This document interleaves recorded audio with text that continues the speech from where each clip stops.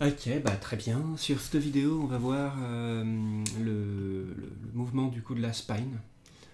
Donc assez bête hein, pour la spine. Donc pour animer ça, ce qu'on va faire, on va juste temporairement recocher le marteau là-dessus, là, sur le layer hide.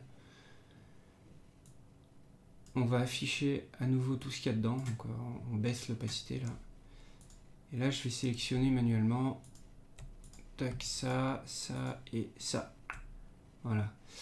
Et puis aussi en fait le cou et la tête parce que ça se fait très bien ça. Voilà. Ok. Puis la mâchoire, même si je l'animerai pas, les yeux.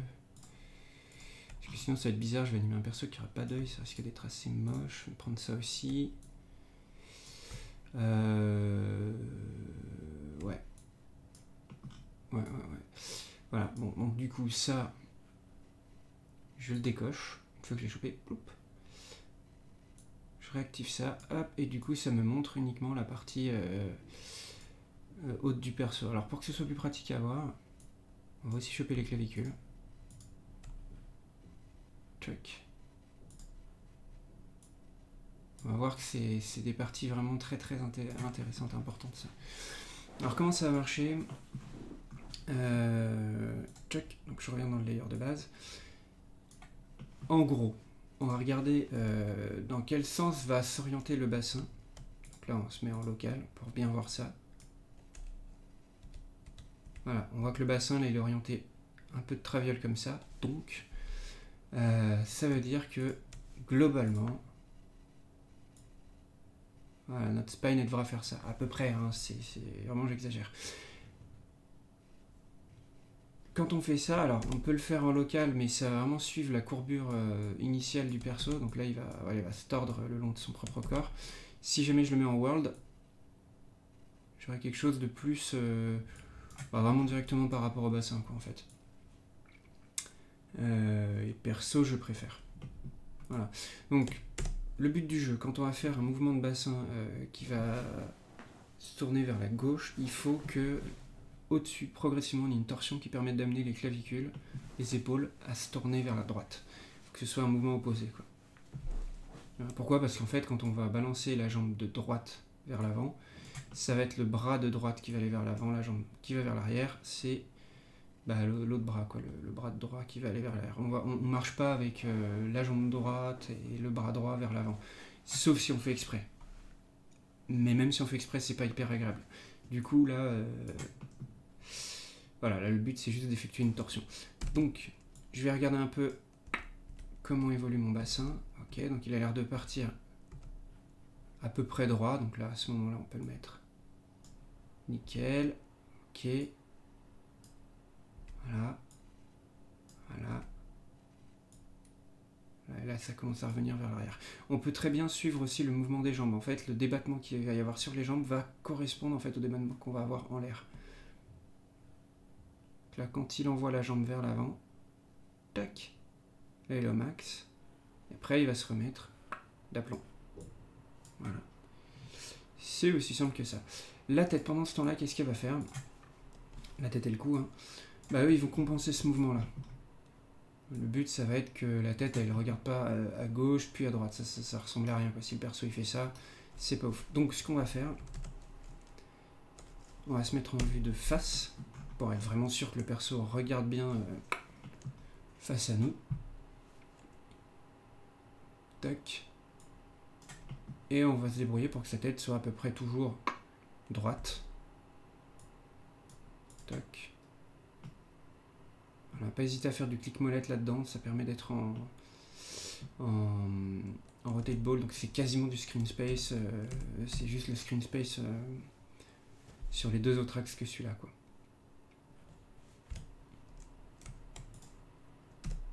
Tac.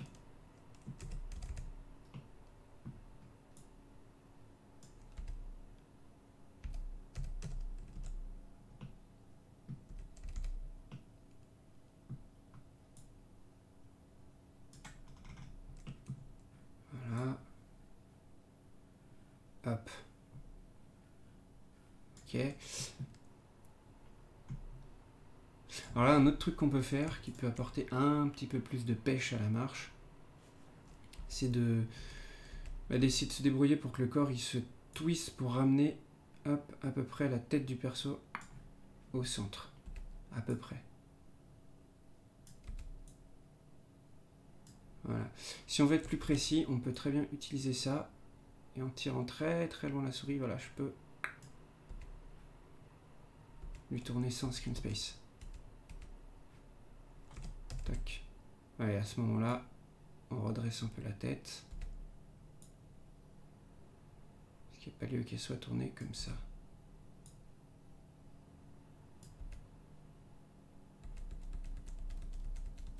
Voilà. Histoire qu'il ait le regard toujours bien fixe. Quand on marche, on n'a pas la tête avec les deux yeux qui se penchent. Sinon, c'est un peu le bordel pour essayer de repérer l'horizon. À part quand on est bourré. C'est peut-être ce qui fait qu'on dégueule derrière. Voilà. Choc. Maintenant qu'on a fait ça, on peut aussi incliner un peu le perso en avant selon ce qu'on veut donner comme démarche à notre personnage. Là, moi, je veux qu'il ait l'air un peu déterminé. Je veux pas qu'il ait l'air en train de faire un peu n'importe quoi. Du coup, hop, je chope toutes les clés. Et à partir de là, en prenant un seul joint, le spine 1, voilà, je peux lui redonner une courbure assez intéressante à ce niveau-là.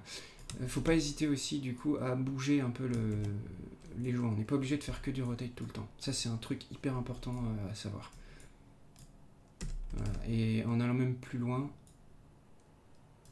faut pas que les utilisateurs hésitent à détruire les rigs.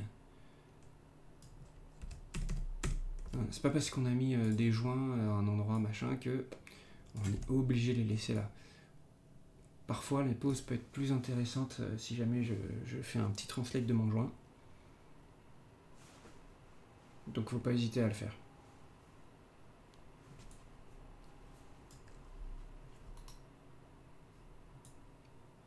Ça va pas casser votre animation dans Unreal, ça va rien faire de tout ça. Tout ce que ça va faire, c'est juste que ça va donner un posing en fait qui va être plus intéressant, plus cohérent à votre perso. De la même manière qu'en fait on va plier la jambe différemment selon certains angles, tout ça, voilà, c'est vraiment... C'est important de garder à l'esprit que voilà, on peut péter le perso si besoin.